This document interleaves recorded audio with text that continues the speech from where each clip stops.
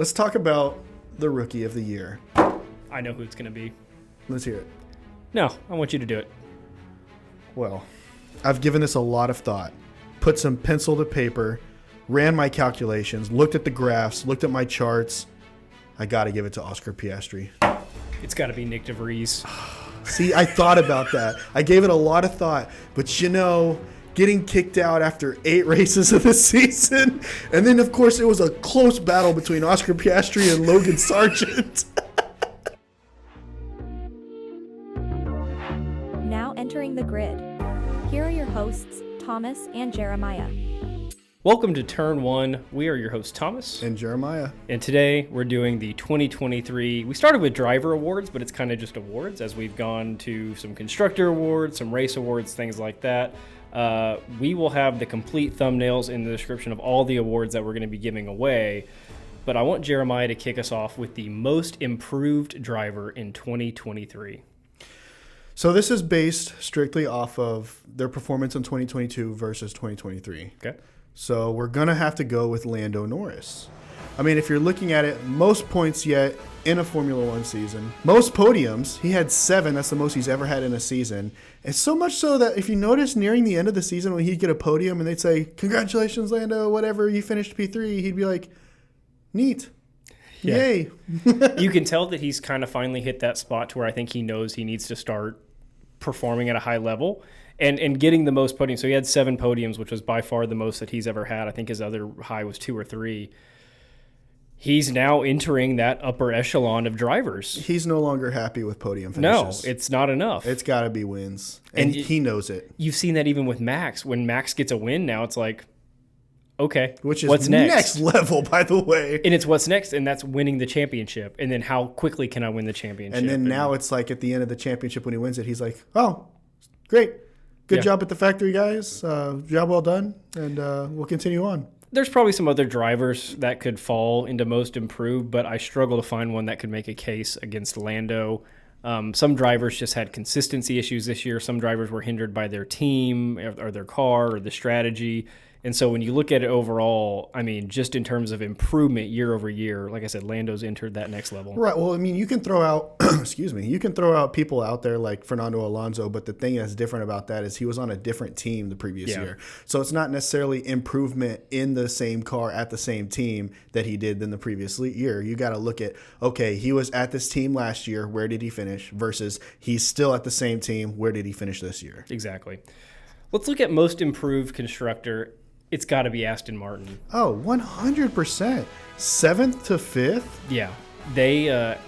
So Aston Martin has obviously dabbled in Formula One for a while. They were in the 50s and 60s doing something, and they became a technical partner with Red Bull, and then they broke off and did their own thing. And ever since they broke off, they were bottom of the pack.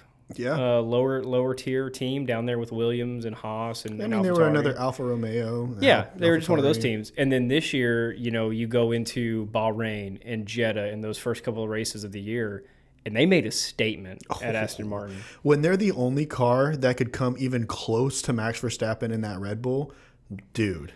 Now, they kind of fell off middle of the year. They struggled with their upgrades compared to the Ferrari, Mercedes, and McLaren upgrades, which we saw.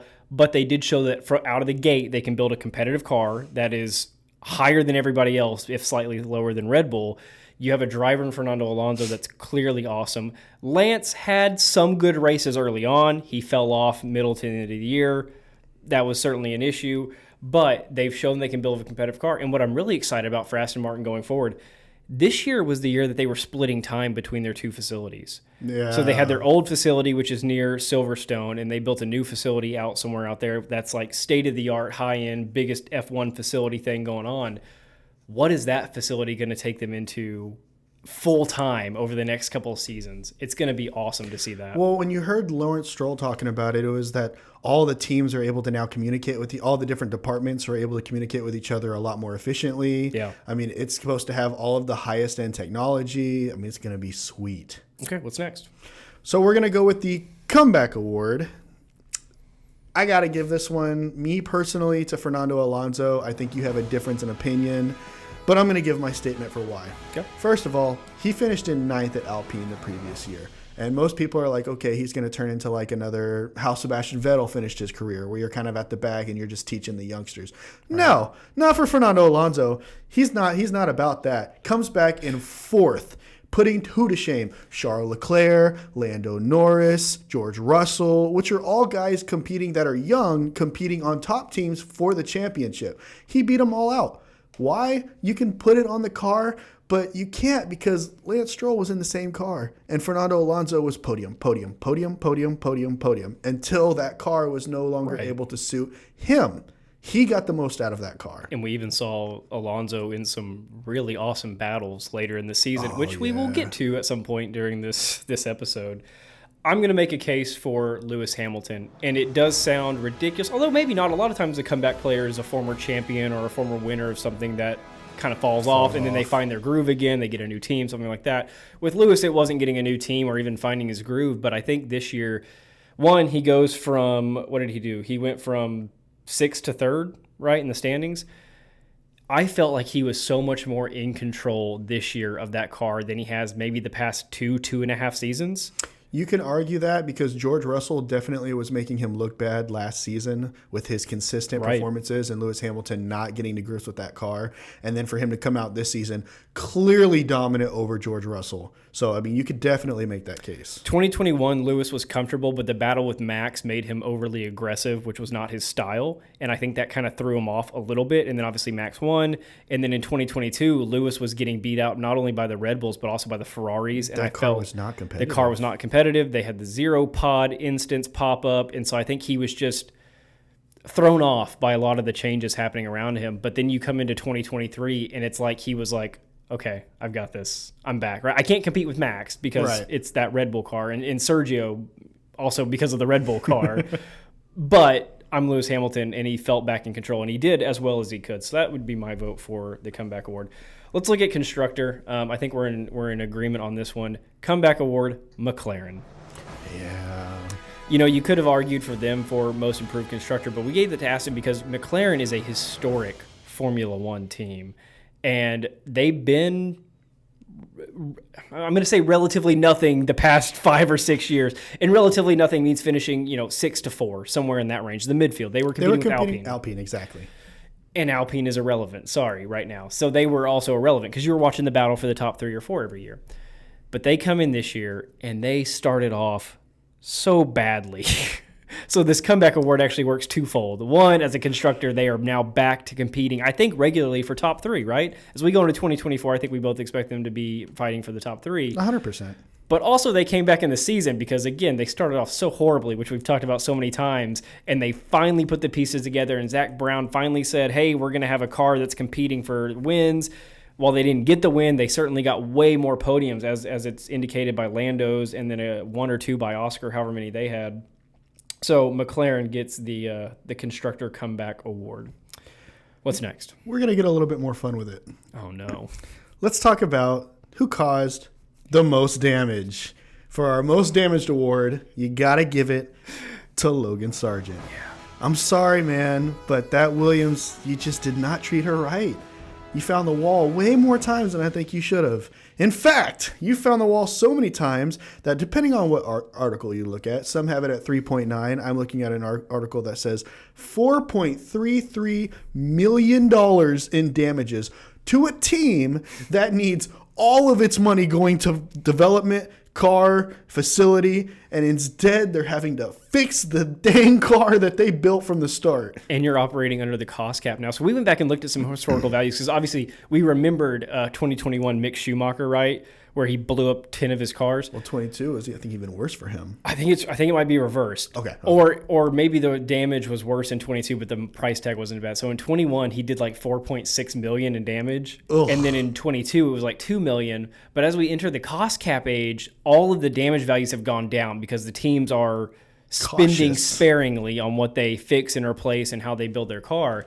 And when you've got a guy 3.9 to 4 whatever million in damage, dude, that's a big chunk of your team's money.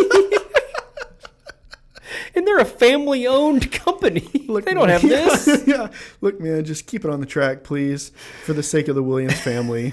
Goodness. Okay, so Logan Sargent with the most damage award.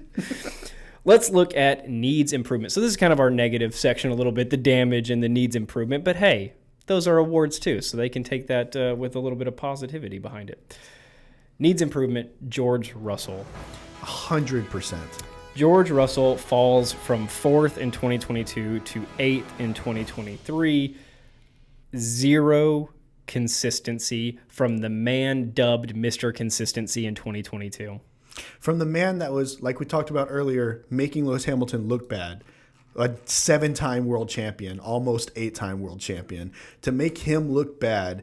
And you're in Mercedes, man. I mean, you're in one of the top teams. You have to be performing constantly. And it's not like last year was a fluke with him in the Mr. Consistency. Even when he was racing with Williams, he was consistently in fights to get that car in points position. Now, he rarely got it in points position. There was maybe 4 or 5 times he did, but he was consistently not last. He was outperforming the car. Going to 2022, he does the same thing in the Mercedes car. He got like 20-something top 5 finishes. He won a race, Sao Paulo. Yeah, and so when you go from that to 23, I had his numbers. Okay, in 2022, George Russell had 8 podiums. So slightly better than Lando's year this year. This year, 2 podiums. Oh. And Mercedes was in a fight to the end of the year. Well, early on, Mercedes was in a fight with Aston and Ferrari.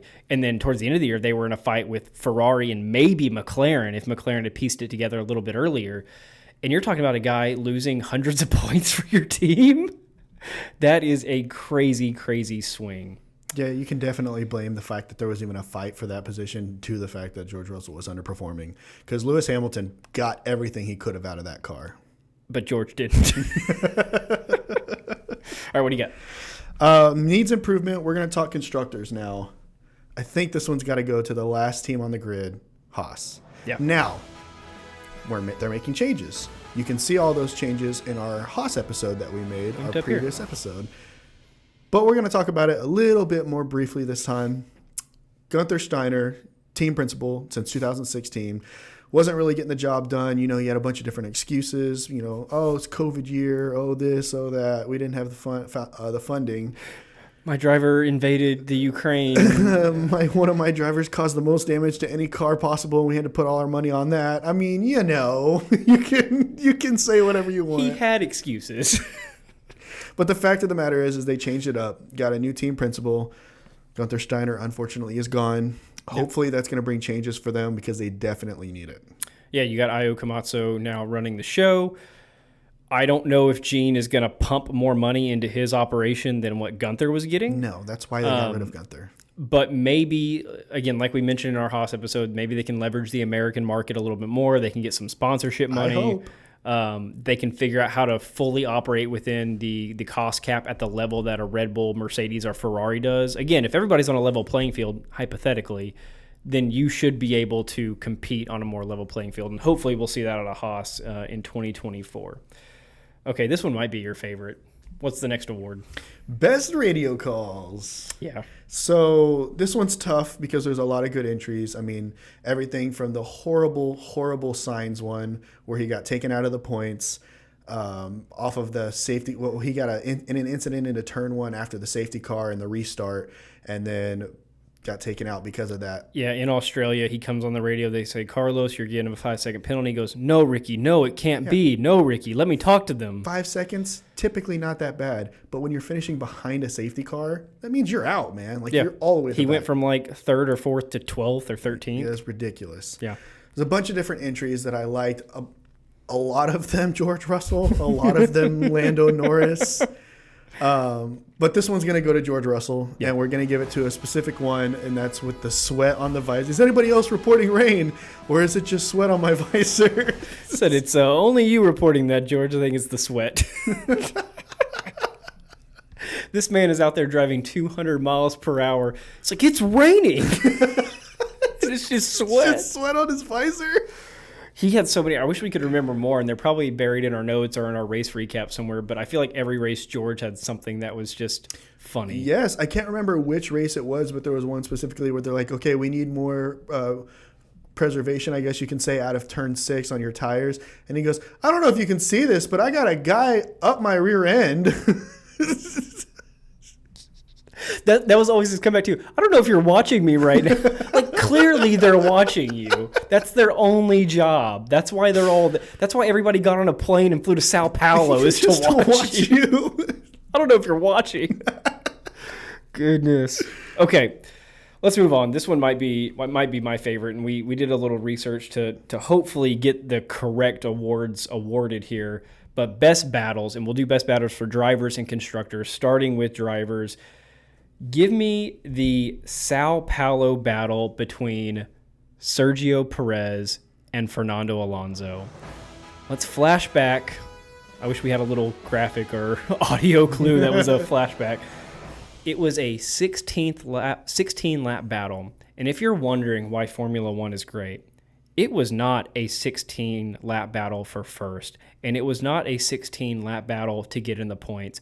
No, it was for third place. The final spot on the podium. The final spot on the podium. And it was the best battle of the season. They had Alonso ahead most of the time, but Perez was constantly in and out of DRS range. Perez was dive bombing every, what's the turn right after the Senna S curve, and then the one after that straightaway, turns 3 and 4, I think they are. Sergio was dive bombing those corners every time and keeping within DRS range. You never knew when he was going to make the move. And then finally on lap 70, Perez dive bombs at the turn right after the Senna S curves, gets ahead.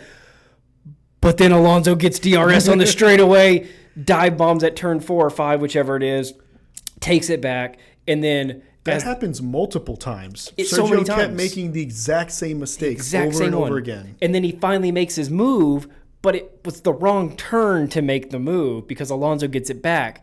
And, of course, they had that midfield section at Sao Paulo where they kind of go in and out of turns, so they're just staying close to each other. But, of course, as you come out of turn 11, 12, or 13, whatever it is, the back straight, which has a little bit of a curve to it, it is a drag race like we have never seen in an F1 race. Awesome. I've never seen a finish. I mean, we've seen close finishes, but a battle that's lasted that long finally culminate in a finish like that. Usually somebody pulls ahead and they win by a second or two. These guys crossed the line so neck and neck. And we made a couple of short videos about this, but if you were watching the TV broadcast, you really couldn't tell who won on TV. Right. Because the angle they were showing on TV was down the straight, and you couldn't see the actual finish line painted on the track. And so it actually looked like Sergio Perez might have made the pass. But then they go to the photo finish, and there's Alonso just barely ahead. My favorite part of that is you didn't even just talk about it.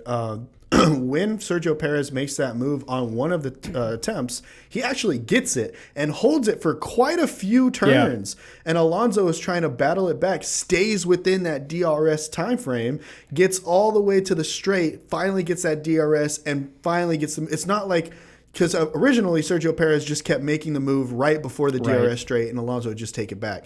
But Sergio made the move earlier on and actually took the lead for quite a bit, and Fernando had to hang on to this Red Bull for multiple curves until he gets to the actual straight where he gets the DRS and gets the pass. Oh my gosh. And this wasn't early season Aston Martin. This was later season Aston Martin that had fallen off the pace of the rest of the pack. So to see Alonso battle for that third in a car that was not everything. That car was not what it was in Bahrain, 6 months earlier. This was a different Aston Martin car. I'm reliving that in my head, and it's awesome. Yeah, it's awesome. I'm going to also look at the constructors for the best battle. So best battle constructors, I'm going to give it to Mercedes and Ferrari. Almost the only real points battle we had throughout the seasons. Of course, Aston Martin started high in that second spot, but they kind of fell down, and they weren't super competitive constructor standing-wise towards the end of the year. Of course, Alonso had a couple of plays for podiums.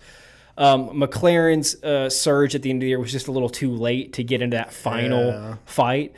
But any time in an F1 season where we can go into the last race of the year at Abu Dhabi and we have a legit battle for second place in the constructors, that means that we had a pretty good battle all year long. I mean, you had Charles Leclerc coming over the radio and talking to his engineers, basically, what do I need to do to make sure that we pass Mercedes in the constructors? Right. Like, not what do I need to do to win this race? What do I need to do to finish in second? What do I need to do so that we can beat Mercedes in the constructors championship? We're talking the last race and arguably the last 2 or 3 laps, just doing everything he can to get that position. That is awesome. And I'll give some credit here. So one, Lewis ran a super consistent season for Mercedes, and when you look at their point spreads across the season, they stay relatively flat where they were, and it just paid off them being that consistent. Now George was low and Lewis was high, but it stayed that way for the season.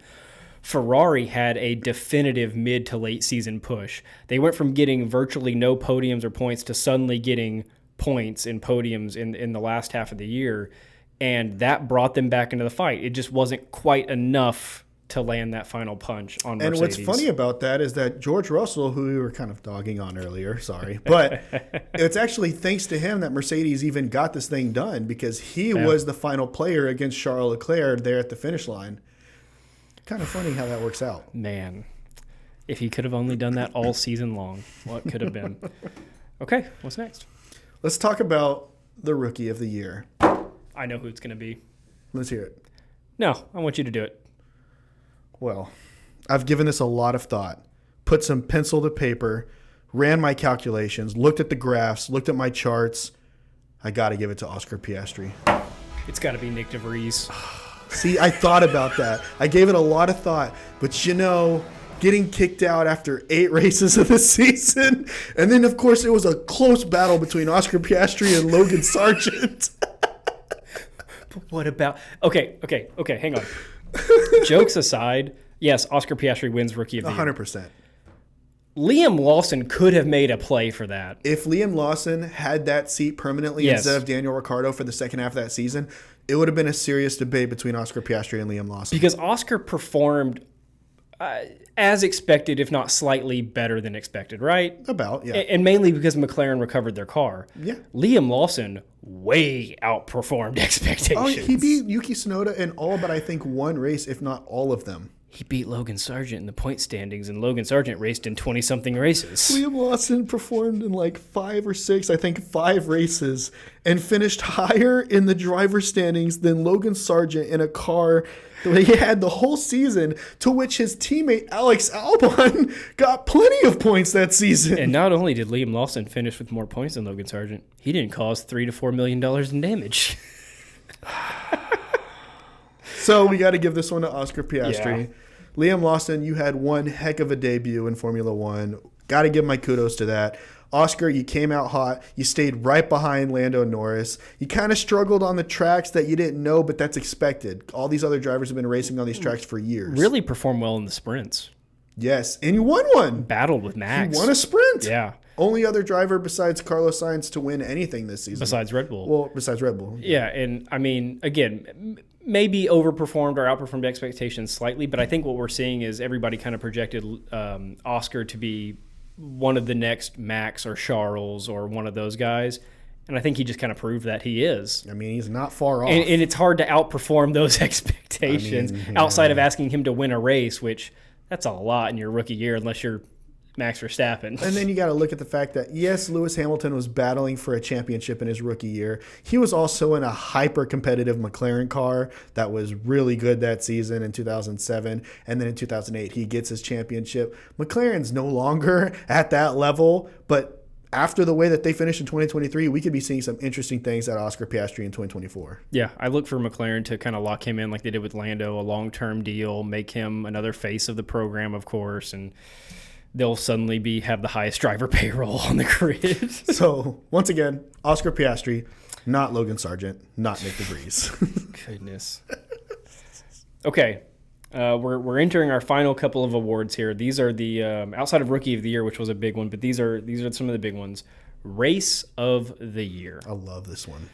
We debated this, and I don't honestly know where we settled, but we had 3 candidates, I think, up for grabs for Race of the Year. We had the Netherlands, which was rain, chaos. Most overtakes. The most overtakes. Rain, dramatic. You had 186 overtakes at Zandvoort this year. You had the drivers lining up on the grid, and it says rain in 5 to 10 minutes, and then as soon as they get to like turn 10, it's a torrential downpour. What was it Crofty said? Like, as the rain comes down, it's 5 lights and away we go. They just start racing. So there's the Netherlands, mainly for the overtakes and the chaotic rain. Second candidate was Las Vegas, and I think Las Vegas both surprised us. You had the weekend madness of the manhole cover and the botched practice sessions and the fans not being happy with their setup, but then you go into the race in the Grand Prix, and it was spectacular. There were so many battles. The track, let's start there. The track was awesome. The track led to so many DRS overtakes. It led to people dive bombing corners. It led to wheel-to-wheel racing, which we'd love to see. It was wide enough for that at a street circuit. You had a chaotic turn one. And then, again, here's the battle list for Las Vegas. All of these were individual battles. Magnussen, Piastri. That was awesome. Gasly, Russell. Sainz, Alonso. Hamilton, Piastri. Verstappen and Zhou Guan Yu. Verstappen and Russell. Gasly and Ocon. And then finally, these three battled the entire day, Leclerc, Verstappen, and Perez. Especially during the last few laps when you thought Leclerc might actually have a play at Max Verstappen, and they do this flip-flop between the three of them as Sergio's in the lead and Charles is in second. Then Max switches with them, and then they switch back, and it's, oh my gosh. And then the final candidate was Singapore, and this was mainly because of the show that we had up front. A lot of these F1 races, Max runs away with it, and we're stuck looking at the battles in the midfield or who's can get points or something like that. Singapore provided a more pure F1 experience, which was a four-position battle for first, pretty much start to finish, between Carlos Sainz, Lando Norris, George Russell, and Lewis Hamilton. You also had Max Verstappen being held back by the two Haas drivers for like half of the race, which was interesting. I don't know what happened to the Red Bull in that start. Red Bull started on the hard, so their strategy was wrong. It set up, basically Red Bull kind of messing up the Singapore Grand Prix led to that four-place battle for first, ultimately resulting in Carlos Sainz getting the only non-Red Bull win of the year. It's weird because, like you said, Red Bull just messed up the strategy, but not just the strategy, the setup of the car. Yeah. Their setup was terrible. Max was he wasn't getting his 30-second lead. Haas cars. Which is crazy in its own right. But the fact that Red Bull car alone, whether it be Max Verstappen or Sergio Perez, wasn't able to just fly on up like it had been the entire season is just baffling. And then you had Carlos Sainz getting the win, the only driver to get the feature race win other than a Red Bull driver. I mean, it had everything. It had all of it. So my vote goes to Las Vegas. My vote goes to the Netherlands. Wow, the rain chaos. My vote goes to the Netherlands. Let us know in the comments what your race of the year was. Okay, big one. This one had a lot of debate. I gave this one as much thought as I gave the Rookie of the Year. Driver of the Year this year goes to, wait for it, Max Verstappen. Yeah. I mean, how can you give it to anybody else? I don't know. I mean, we could have... It's not the easy way out. I think it's the obvious answer. I mean, 19 race wins, over 1,000 laps led in the season. We could have found some other driver that outperformed their car a little bit, but no one outperformed their car all year, right? Like if Alex Albon had done what he did in 6 of the races this year for 20-something of the races this year, okay, cool, we could have given it to him. Or if Lando had won a race or two, or if Charles had had a fight for first somewhere. It's just the fact that Max went out there every weekend, and no matter if he started first or 20th, you had a 99% chance that he was going to win the race. And it's not even just him winning. It's the model of consistency. Yeah. So we're talking about the fact that every single race, without a shadow of a doubt, minus, I say like 4 races, he had like a 20, 30-second lead to end the race, which in that respect means that not only was he doing the exact same thing every single race, but it meant that nobody could catch that. No. Not a single person. And he could have pushed that lead further. And I think as the season went on... That's another thing, too. I think as the season went on, his leads got shorter because he realized he didn't have to push it that much and take that many risks. That's being a smart driver. Well, when you win the championship 2/3 of the way through the season. Yeah, so Max Verstappen, driver of the year. Obvious. Okay, and this is going to be our final award. And we've touched on it a little bit here, but this is the Turn 1 of the year. Presented by Turn 1 podcast. Las Vegas. I would have to agree with that. I mean, the sheer mayhem that we saw. And we called this when we were doing our preview. We were talking about it. We said, look, nobody's been on this track. They're not going to have any supporter series underneath them to lay down some rubber. it's going to be utter chaos.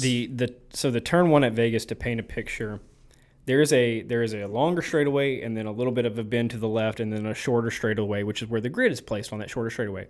They placed the grid all the way at the end of that shorter straightaway, and you have distancing in my head 50 to 200 meters. It's not a very long distance between where the grid starts and where that turn starts. And so it's pretty much full acceleration and then 2 or 3 seconds later slamming on your brake because you're going into a turn. Not just a turn, slamming on your brakes because you're going into a hairpin. A left-leaning hairpin turn. And so as we get into Vegas, like Jeremiah mentioned, the fact that this track had never really been run like this before, they hadn't done a standing start like this, and then you have the no traction on the utter chaos at turn one. Some drivers navigated it very well, others did not. We didn't even talk about the weather. Oh, yeah. Cold weather, no grip. It's cold in Vegas. They forgot that it gets cold. So you had cold weather, so the tires had no grip down, no support series to lay down some rubber previously. You had, nobody's been on this track before. They've never done a race whatsoever on this track. Freshly built circuit. They probably had a circus. That circus. You had Max Verstappen and Charles Leclerc battling it out for the lead right then and there. And Max goes wide. Pushing Charles way wide. Meanwhile, behind them, chaos ensues. The apocalypse. Fernando Alonso coming flying up the inside, loses control of the car. He goes completely backwards. Valtteri Bottas gets bumped by Lewis Hamilton, which causes him to go straight into Fernando Alonso. So now they're just facing each other. Meanwhile, behind them, Carlos Sainz somehow gets backwards. Don't remember how that happened. I want to be the guy that's so we have F1 TV, right? And you can watch the driver cams. They've got all the drivers on there. I want to be the guy that starts the race on Fernando Alonso's cam, and 3 seconds into the race, he's facing backwards. Just looking at Valtteri Bottas eye to eye.